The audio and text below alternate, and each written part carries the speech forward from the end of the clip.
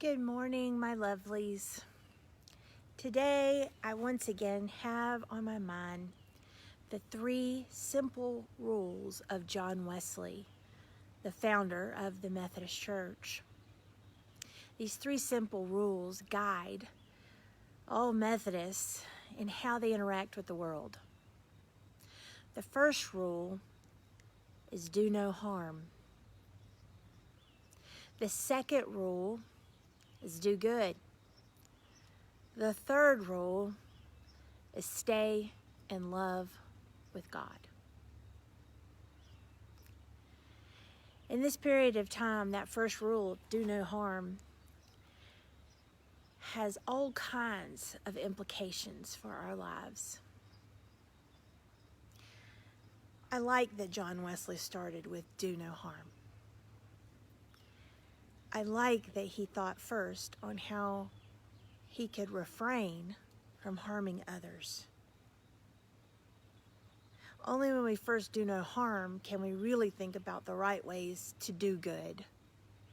And then there's this undergirding thing that keeps us having the energy and the passion to the work that we do, and that is our love for God. Being in love with God is a lifelong passion for all Methodists and people who follow the way of Jesus. Last week we talked a lot about grief, and we acknowledged that during this period of time, everyone is going through a lot of grief. We see it manifested in all kinds of different ways, because Elizabeth Kubler-Ross talked about the ways that we see about grieving and how we process grieving. Some people are in denial, some people are in anger, some people are bargaining. Eventually you get to acceptance, and then maybe, says David Kessler, there's also a meaning making that comes out of it. But the cycles of grief, I think we're seeing all over the place. Some people are right now clinging to a denial that this is even real.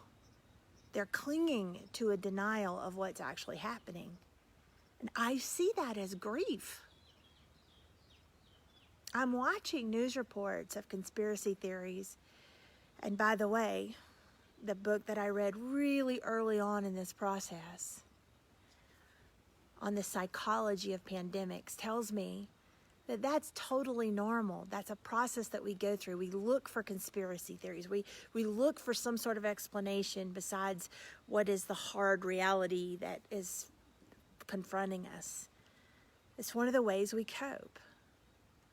But it's dangerous for that reality to become everyone's reality, because you put people's lives at risk. And that does harm. Additionally, there's people that are getting angry. They're getting angry at the government. They're getting angry at other people. They're getting angry at the people in their house. We've talked about this. There's people that are bargaining. Well, if we do this and do this, then can we open in this way? If we do this and do that. And they're speaking for themselves, but they can't really control the actions of others. And so it's complicated. It's complicated. And so now we are faced with trying to figure out, and I'm prayerfully engaging in this, but I'm wholeheartedly engaging in this. What does it look like as we reopen for the faith community? What does it look like for us to do no harm, to do good, and to encourage people to be madly in love with God? And so I am actively investing in looking at all of the different data, in looking at what are the people saying about the science of COVID-19. For me, trusted sources for that are physicians who are in certain offices, epidemiology, infectious disease, people who work for the CDC, the WHO. I trust those people. Some people are being led down a path to not trust those people, but I am not one of them. I do trust those people. I have an undergraduate degree in nursing. I have critical care nursing background experience, and I have found no reason not to trust what the experts are saying about the epidemiology and the infectious disease curve of this virus. So if your heart is my heart on that, great. And if it's not, God bless you, but this is what I believe. And I make decisions for the church and those in my care, in part based on my understanding of the science and conversations that I have with local people who are watching the trends in our area, some of whom are members of our church. I also look at what people across the country are doing in terms of how are they opening things? What does social distancing look like in terms of having things available for you when you come in the door? Hand sanitizer and whatnot. How many people should be allowed in the sanctuary? Where should they sit? How should they be in relation to each other? What should we do instead of an offering plate? What does communion look like when you're trying to social distance? How is this supposed to integrate, and in what ways should we keep people safe? And how should we allow for some type of congregation, and in what spaces and with what rhythm? This is not as easy as just opening up the church doors, letting everybody back in, and then watching a whole bunch of people get sick.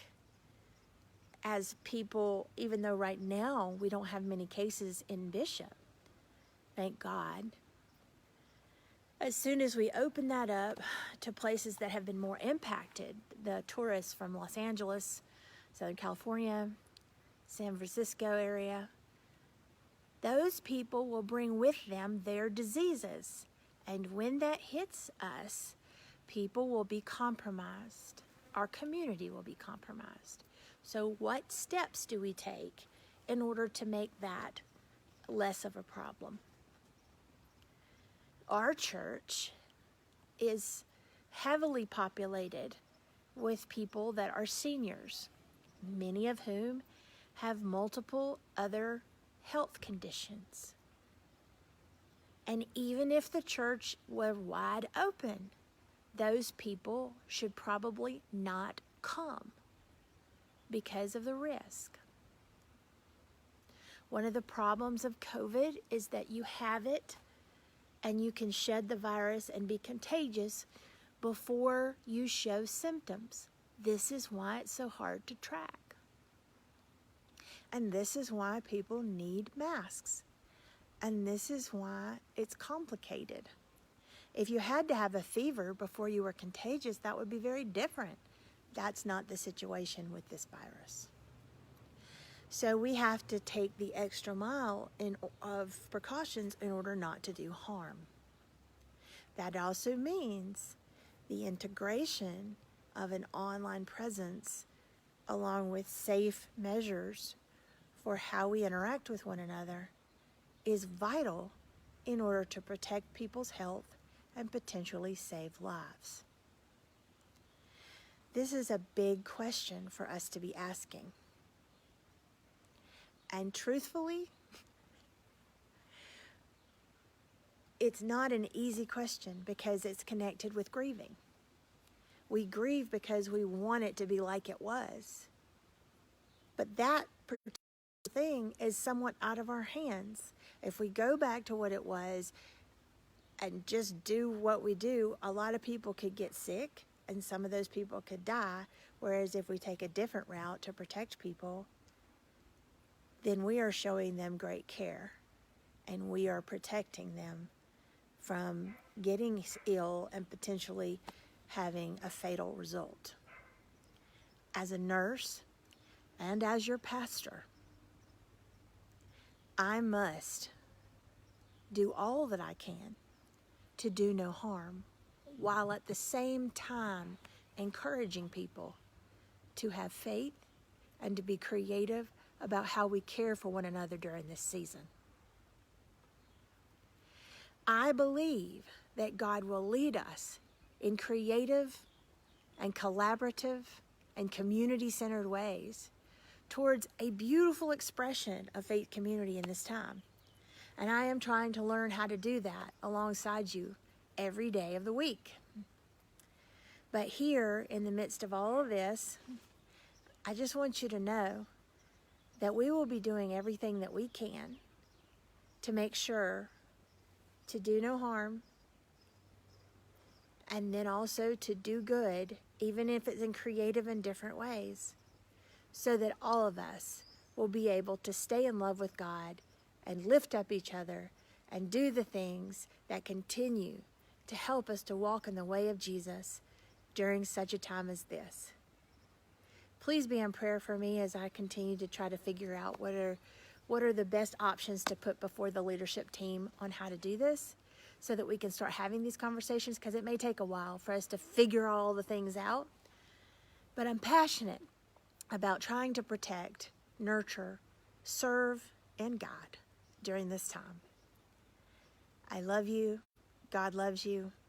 Peace be with you. We are doing all we can to promote God's purposes in the world, and I know you are too. Be a blessing today.